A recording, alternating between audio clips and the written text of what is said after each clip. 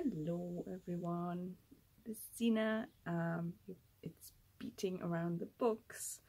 Today I would like to do a tag because I have this huge backlog of tags and I don't seem to be able to do enough of them in short order to work down that list, you know. Because I'm not at home, I'm not going to be doing one where I have to, like, you know, think of loads of books and show you them. And instead I'm going to do a relatively recent one. It's the Pain Over Joy tag. And I was tagged by Mark Nash. And it was originally created by Jessica at Lady Lovestead Reads. Thanks very much for the tag, Mark. You've tagged me in loads of stuff, and I haven't really done many of them recently, but I've also not been having, I don't know, I've not been watching so much BookTube recently. I don't know. Well, part of that is because we're traveling and stuff, and now, well, like I said before, we are now in quarantine at the moment, but hopefully to be released soon if we get our next negative result, which I had to send off. Well, I had to send off the sample this morning. Anyway, let's start. Number 1, do you mostly read books illustrating pain or books illustrating joy? Why?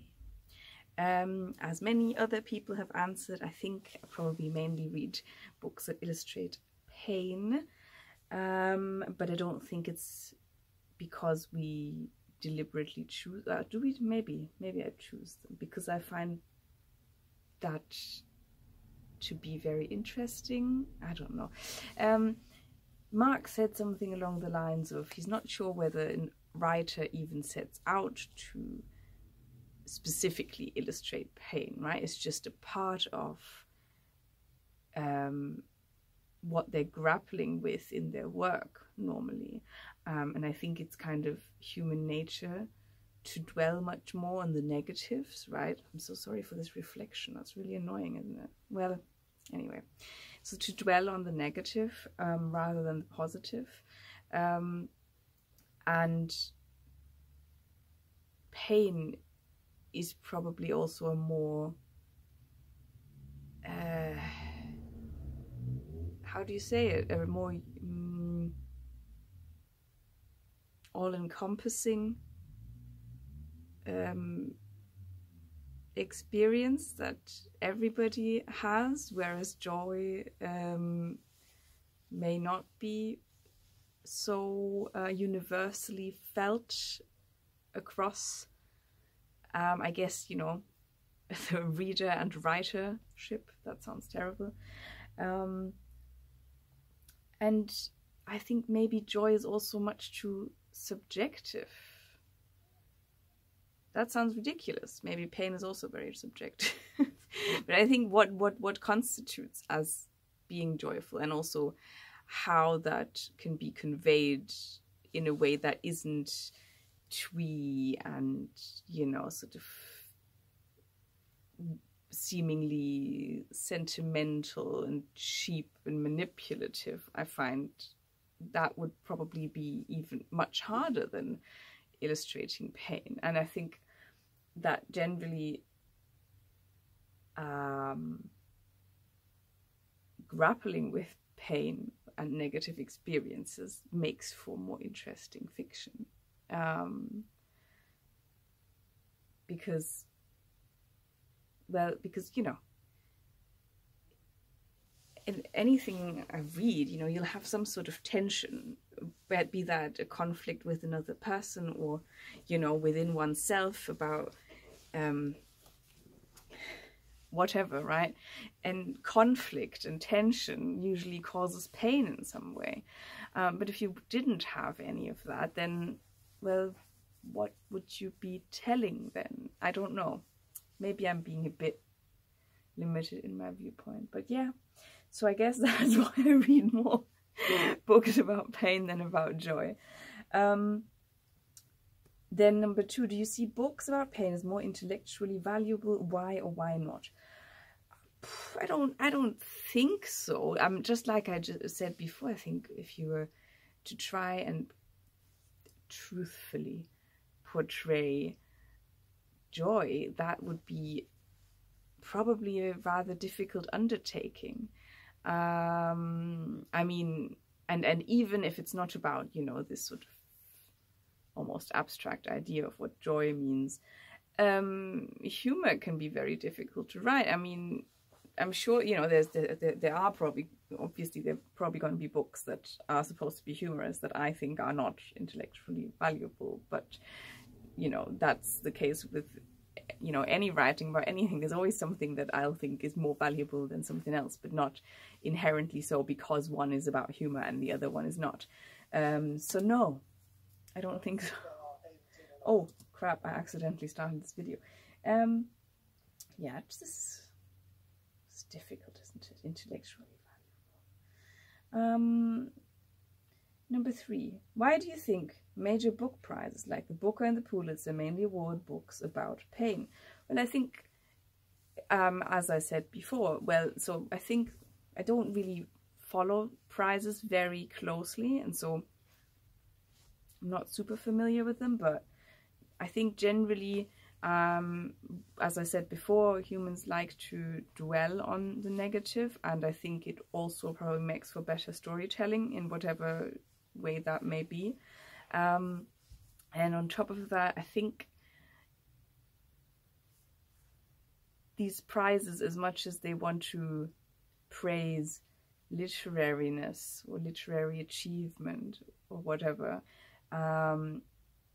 they also tend to favor books that have some sort of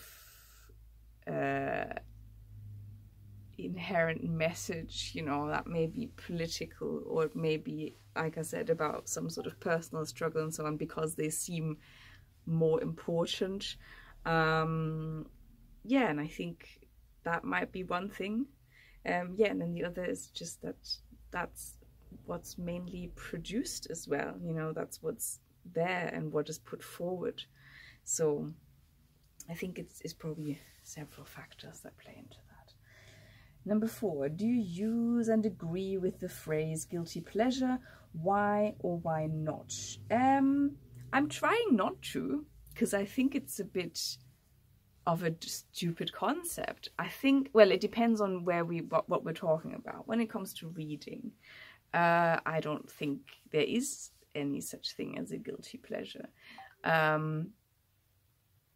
Why shouldn't I just, you know, own my pleasures in the sense of, you know, I don't have a problem saying, you know, okay, I read this, this, and this, but also I like to read fantasy, I like to read escapist, whatever, sci-fi, or a really plotty sort of YA or anything like that. I think it's totally normal and okay to do that, and I don't think anybody should feel guilty for that. Maybe more in the realm of food, because in the realm of food we actually know that there are certain things that are probably not very healthy for us and we still eat them. Well, at least I do. And maybe that's more of a guilty pleasure, but even then I don't really feel guilty, because it's like, well, you know, food isn't just there for nutrition, is it? It also may give me some sort of nostalgic feelings, and, you know, and yeah, well, obviously it's also about pleasure. So yeah, but I would probably subscribe more to that than to books. Anyway, 5, do you think books centering joy are guilty pleasures? Well, no, for the above reasons in the last question, and also in the one that talked about whether they're intellectually less valuable. Number 6, do you read in secret? Are there books you read but never talk about because of embarrassment, shame, or guilty, or feeling guilty, or what, about liking them? No, I don't think so. I wonder if that's ever been the case when I was younger, but I don't think so either. Have I? No. No. I just don't feel ashamed for what I read. What can I say? I think that's good. Oh, is that already the end? Oh wow, that's already the end. Okay. This is really, is this a boring take on this tag? I think it may be. I'm sorry. But anyway, maybe we'll just have a very short one. Then we have question 7, who do you tag? And I have not done my homework, so I am just going to tag randomly without having checked who's already done it and who hasn't. Okay, so I shall tag Hannah at Let's Talk About Books Baby, because she's just kindly mentioned me in her last video, which was very lovely. Then I am tagging Kit at Kit's World, and maybe a third person. Ooh, Margaret Pinard, or Pinard, I think is like how she likes her name to be pronounced, because I would like to hear her opinion on this, maybe also coming from a writer's perspective. That would be interesting.